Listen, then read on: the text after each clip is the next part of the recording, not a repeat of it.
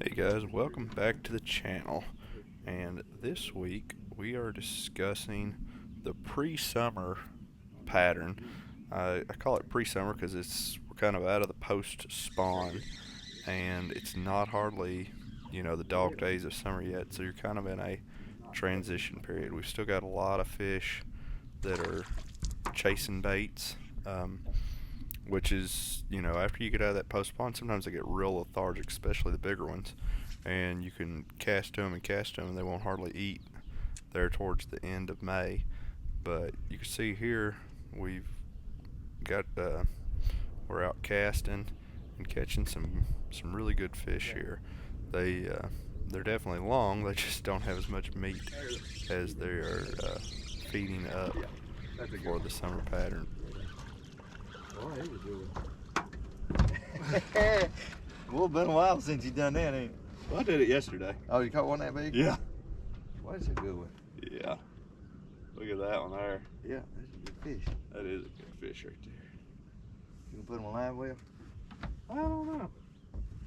Maybe just turn them loose. Let them live another day. That is a good one, though. Might stick it in there, make a picture, and then put them back. It's a good fish right there. See that? So Dad had eating fish on his mind. It went in the live well, and the next time it come out, it had a knife stuck in it. We ended up keeping, I think, 6 or 7. We didn't keep a whole lot. You can see we pitched a bunch back, but Mom had called and she was like, "Hey, bring some fish home." So we ended up keeping us, like I said, I think about 7, maybe an 8, 6, 7, 8, somewhere around there. I don't keep a whole lot of fish anymore. And a lot of times, if I want fish, I'll just go out and get fresh fish. I try to keep a couple bags in the freezer just for friends. If somebody asks for some fish, may give them some. But kind of getting back to what we're seeing here, which I do not use this blue color unless the sun is like really high up. I'm actually looking at moss on my screen, but I put it on there, and you can see here in this fish catch. Look at that, man. Look like right orange. above They the do. branch. They do. You can see Dad's bait just coming up, and you'll see this fish That's a real come good from one there in that bottom of the fork. You're gonna see it swirl. I need something orange. Right Yeah, that's what you had there on. towards the bottom of the screen. That's You the see one. him Yeah, setting that's the the one hook. that I broke off. Yeah. But yeah, I That's use there. this just because with the glare that sometimes comes off, I did clean the screen. Tried to do a good job cleaning it, but a lot of times it isn't that the screen's dirty; it's that there's actually a glare. So I thought, well, we'll try something different and go with this blue screen. But you can see my bait I'm just kind of dancing it through there, and then there was one, and was able to pop in. But these fish, they're um, still able to move a bait, and you can see kind of the instant replay there as the bait goes down. And it's not that I'm trying to get it a lot of action; it's just I'm making sure I'm keeping it up off the bottom. Which the bait that I'm using there, I was using the lightning shad and the Tennessee mist. I found out that here in the central part of the country, that the Tennessee mist by Strike King, which it's in a lightning shad, but that color I've been using it for maybe a month or 2 now, and it has been really good. Like, I was surprised. Like, I use orange, like the Cajun cricket. I'll use it in the spring when that water's muddy, and seem to have a lot of success using orange when that water's a little bit dingy, which water's not crystal clear by any means here. I got that one stuck in the brush, but I was actually able to get it pulled up there. Another good fish. But yeah, this Tennessee mist, and I was using it with a joker. I did have it on the lightning shad, and I broke off. Glad I brought Not on a fish. I got it hung in the structure, so I just had to break it off. But I thought, well, I think you might have seen whenever it was being fast forward, I let Dad switch over to the Tennessee Mist in the Lightning Shad, and I went with the Tennessee Mist on the Joker. And they're probably biting the Lightning Shad better, but anytime we'll get to us in the boat, unless it's just you have to have that one bait kind of thing, I like to change it up, give them something a little different to look at. Another color that's working really good is I think it's called Tennessee Mist, or maybe Tennessee Shad Chartreuse. But it's been working good. And then salt and pepper went today, and which you're seeing this video. This video's not filmed when I'm doing the voiceover, but been on the lake, and the salt and pepper in the Lightning Shad, been catching several fish on it. Of course, it's one of my favorites. You see here, kind of bounce that bait down under the structure, and then he comes up there. And that was a pretty good fish. I got to look at it. Get off. Yeah, he got off.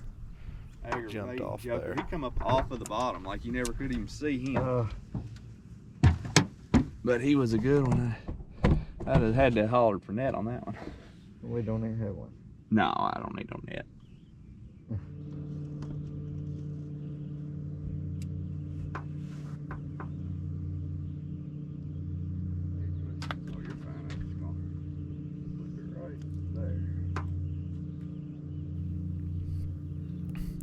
You can see there, I just kind of flipped that bait, and I was kind of having to avoid structure. You see the conglomeration of fish down there. You see I drop it down, he come right up there. Just kind of having to tease them right out from under. And I don't know if I guess it's really giving away a secret, but right now the way these fish are acting, and this will happen at different times, different variables throughout the year, or throughout your fishing situations can cause this. But sometimes the fish will be on top of the structure, sometimes the fish will be in the structure, sometimes the fish will be under the structure. And on this particular outing, the better fish were definitely under there. It sometimes, and I've probably talked about it in other videos, a lot of times I like to use a single pole to where you can really meticulously pick that structure apart, and then sometimes casting, it's all just situational. You see here we're just kind of pitching it and then trying to get it close, but just keep it right above it. And as you can see here, this is the moss color. This is what I typically look at. It seems like I feel like I can get better target separation with it, and I've been doing this with the Livescope for over 2 years now, and I started out using emerald green, so I think a lot of it's just user preference. I know a lot of guys like the orange. I think we had red on last week or the week before last, and I don't think it was good. I didn't like it really. I would try something different. But guys, appreciate you watching. If you're not subscribed, and I guess have a Google account, go ahead and hit that subscribe. It doesn't cost anything, but it'll allow you to get kind of like a shortcut to our channel. And the subscribers is how everybody measures how well it's doing. So hit the subscribe button, hit the like button, and next week I've been doing a lot of fishing and not enough editing. So we've got a ton of footage that is raw and unedited that we're going to be working on, and I'm hoping to get you fish today. Had some good fish. I have no idea what all footage we got. We run cameras, tried to run them all day. We had some batteries go dead and some different issues, so I don't know what all we have, but it was really cool. I actually had a bass try to eat the crappie that I caught, and I saw it on Livescope. I saw it with my eyes too. So we don't know what of that was gotten, but definitely a big time, and having a lot of fun. Going to try to get on the water, get you some more Livescope footage, and just keep bringing it to you. So thanks for watching, and we'll see you on the water.